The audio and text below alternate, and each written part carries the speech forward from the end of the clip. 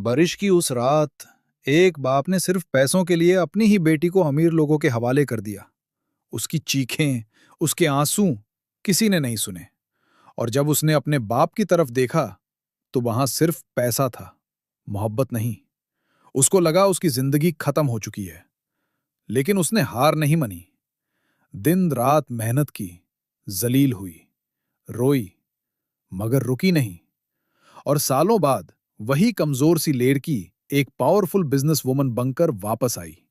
Black luxury car से उतरती हुई उसने उस पुराने घर को देखा, वही घर जहां कभी उसको बोझ कहा जाता था।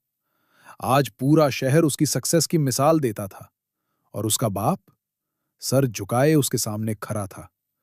लेकिन कहानी यहीं खत्म नहीं हुई, क्योंकि उस दिन उसका हस्बैंड भी उसके साथ था, वही आदमी जिसने मुश्किल वक्त में उसका हाथ थामा था। जब उसके बाप ने दोबारा पैसों की बात की तो उसके हस्बैंड ने गुस्से में कहा, जिस बेटी को तुमने बेचा था आज उसका नाम ही तुम्हारी औकात से बाहर है।